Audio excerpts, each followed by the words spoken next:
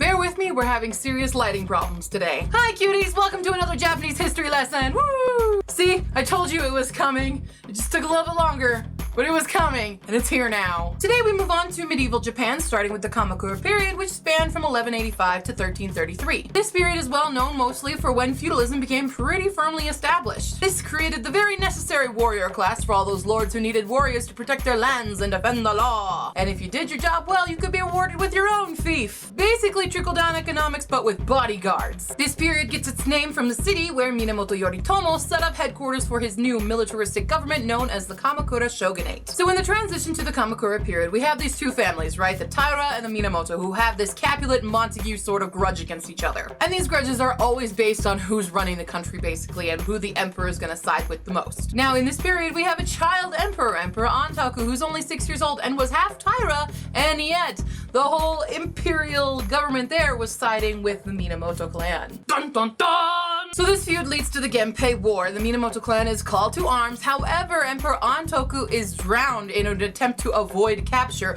despite the fact that the Minamoto clan did win. After the triumph of the Battle of Dan Noura in 1185, Minamoto Yoritomo was able to establish himself as heir to the Minamoto clan, thus creating the military administration known as Bakufu, which served directly to the court. Though, as we all know, not everyone can be a people pleaser, and a lot of people were unhappy about this. Especially as Yoritomo appointed stewards for estates and constables for provinces, despite the fact that the Kamakura Shogunate was not a national regime. So as you can imagine, there was a pretty strong resistance against these new stewards and dudes. Particularly by the northern Fujiwara clan, who had remained out of military control up until their fourth leader, Fujiwara no Yasuhira, was defeated in 1189 by Yoritomo, and with him went away the 100-year prosperity of the north.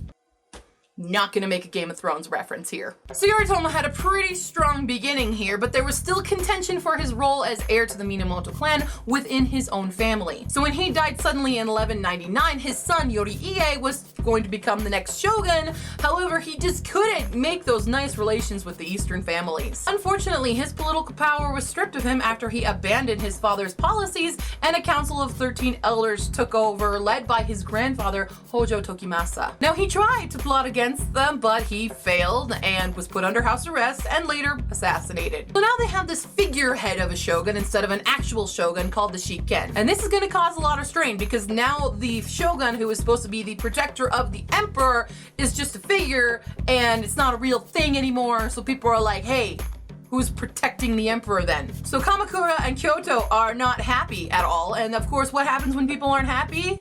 There's a war. The Joki War. Dun dun dun! So there is this retired emperor, Emperor Go-Toba, and he decides to make the whole new line of succession without consulting the shogunate, and that's kind of like a big no-no now. And he decides to have this big festival, and he invites everybody he can. And this was a slick, sly little move because anyone who didn't show up was obviously siding with the shogunate, and anyone who did show up was on his side. So there was this officer who was found out to be actually loyal to the shogunate, and so he was killed. And this made the emperor declare Hojo an outlaw, and thus a big rebellion ensued. However, think about this. The shogun is based off of a warrior class.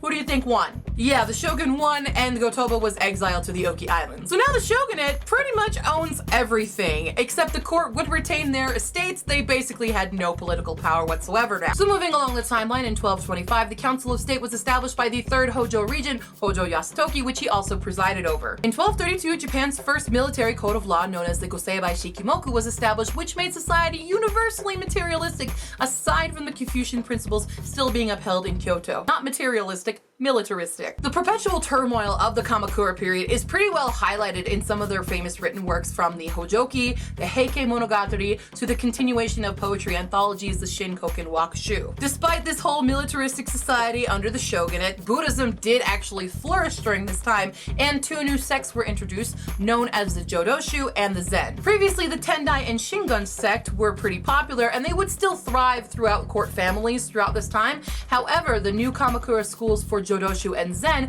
would have a surge of followers within the government and the samurai. The Kamakura period is also well known for not one, but two attempted Mongol invasions due to the fact that relations with China had been strained because of the deterioration of the Tang dynasty. The leader of the Mongol regime, Kublai Khan, demanded that Japan pay tribute to the Yuan dynasty, which, Kyoto rejected. So let's get on with those invasions. Dun dun dun! The first invasion would take place in 1274 in Hakata, and all these forces had been sent out. There were 600 ships coming from the Mongol side, and boom, there is a typhoon. Destroys all those ships. Thank you, Mother Nature. So Kublai goes home and he's like, okay, so we'll just do it again because typhoons don't strike the same place twice. So he goes back in 1281 and yeah, there was another typhoon that totally obliterated the whole fleet. However, the war with the Mongols put a real strain on the economy and they had to raise taxes in an effort to prepare should he learn the phrase third time's charm. So the Kamakura Bakufu began to decline as bands of Ronin threatened the stability of the government. So the Hojo tried to give more power to the great family clans in an effort to weaken Kyoto, and then allowed the imperial succession to alternate between the southern court and the northern court. And this would work for a while until we get to Emperor Go-Daigo, who wanted to overthrow the shogunate. He openly defied them by naming his son heir to the throne. So you know what that means? Rebellion time! Dun dun dun! There are these three dudes, right? The samurai Kusunoki Masahige, a former constable turned against the Kamakura Ashikaga Takeuchi, and another eastern chieftain Nita Yoshisada, who all joined together and rebelled against the shogunate and defeated the Hojo. So Go-Daigo comes back and he restores imperial authority and Confucian practices over the court, which is known as the Kemmu Restoration. This aimed to strengthen the emperor's position and reassert court nobles over the warriors. However, those forces that had arisen against the Kamakura had pretty much just been set on defeating the Hojo and didn't actually support the emperor in any way. So Ashikaga sided with the northern court, which resulted in a war against the southern court, which was Go-Daigo's gang. The war between these two courts would last between 1336 and 1392. It would eventually drive Go-Daigo from Kyoto yet again, and it would allow the northern court to take control, allowing Ashikaga to establish a new line of shoguns. And that's it for the Kamakura period. Next time, we will begin our journey with the two-parter Muromachi period. Yeah, that's right. We have to split it into like the last movie in a YA movie franchise. If you have any further questions or comments, you can leave them down below or on Facebook, Tumblr, and Twitter, and I will see you next time, cuties. Though probably not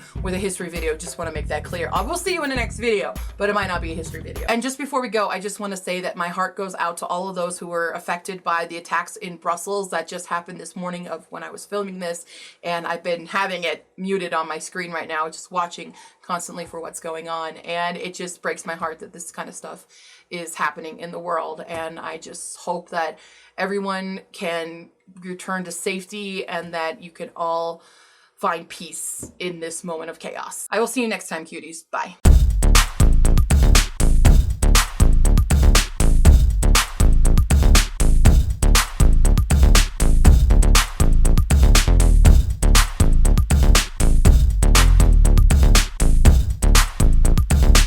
Feudalism, feudalism, feudalism, feudalism. Hojo Yasutoki, I was right. Strain on the economy, my God. Dun dun dun!